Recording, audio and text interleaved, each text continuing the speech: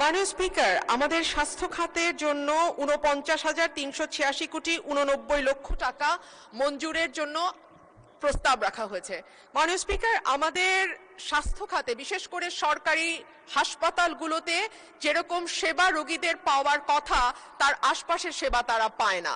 ডাক্তারের অনুপস্থিতি, পরিবেশগতভাবে অস্বাস্থ্যকর পরিবেশ এবং যেই ওষুধগুলো তাদের বিনামূল্যে পাওয়ার কথা সেই ওষুধগুলো অনেক সময় তাদেরকে বিনামূল্যে দেয়া হয় না এবং প্রতিটি সরকারি হাসপাতালে বিশেষ করে জেলা উপজেলা পর্যায়ে যে হাসপাতাল বা স্বাস্থ্য কেন্দ্রগুলো আছে মাননীয় স্পিকার, সেখানে আমরা লক্ষ্য করি যে প্রাইভেট ক্লিনিকগুলোর এক ধরনের দৌরাত্ম্য সরকারি স্বাস্থ্য কেন্দ্রগুলোতে থাকে।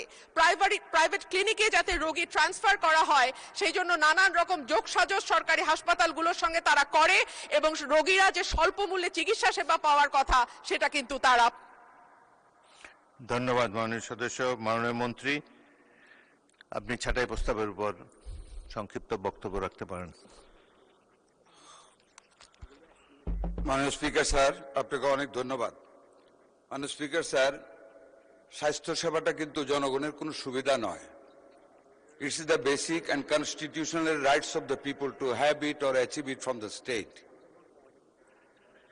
একটা সুস্থ জনগোষ্ঠী ছাড়া উৎপাদনশীল একটা অর্থনীতি বা সামাজিক ন্যায় বিচার বা একটা টেকসই জাতীয় উন্নয়ন কোনোদিন সম্ভব নয়। সেই কারণে স্বাস্থ্য খাতের ব্যয়কে ব্যয় হিসাবে না দেখে মাননীয় স্পিকার, এটাকে একটা দেশের বৃহত্তর জনগোষ্ঠীকে সংঘবদ্ধ সুস্বাস্থ্য দান করে একটা সুন্দর সমৃদ্ধশীল জাতি গঠনের ব্যয় হিসাবে গ্রহণ করাই আমাদের সবার সমীচীন। আমরা বিবেচনা করি সবারই একইভাবে বিবেচনা করা উচিত। সেই বিবেচনা থেকে মাননীয় স্পিকার, মাননীয় সংসদ সদস্য যে বক্তব্য সমস্যার কথা বলেছেন ওই সমস্যাগুলোই তো আমরা চিহ্নিত করে মাননীয় স্পিকার উন্নতি করতে চাই। আর উন্নতি করতে হলে 1টি টাকা মাননীয় স্পিকার তো ফকিরের ভিক্ষা। এই 1টি টাকা দিয়ে কি হবে? আমি আশা করেছিলাম উনি পোশাক বদলে এসেছেন যে অনেক টাকা আরো বেশি দিতে বলবেন আমাদেরকে মাননীয় স্পিকার। যাই হোক মাননীয় স্পিকার, স্বাস্থ্য খাতে আমরা বহুবিধ পদক্ষেপ গ্রহণ করেছি। প্রত্যেকটা উপজেলা লেভেলে হাসপাতাল 50 থেকে 100 শয্যা করা হবে, 1 লক্ষ কর্মী নিয়োগ করা হবে, কিডনি অ্যানালাইসিস সহ অনেকগুলি খাতে উন্নয়ন করা হবে, অনেক টাকার প্রয়োজন। কাজে সেই দিক বিবেচনা রেখে মাননীয় স্পিকার, সেই দিক বিবেচনা রেখে ছাঁটাই প্রস্তাবকে গ্রহণ করতে পারছি না বিদায় আমার মঞ্জুরিটাকে এখানে মঞ্জুর করার জন্য আপনাকে সবিনয় অনুরোধ জ্ঞাপন করছি। ধন্যবাদ মাননীয় স্পিকার।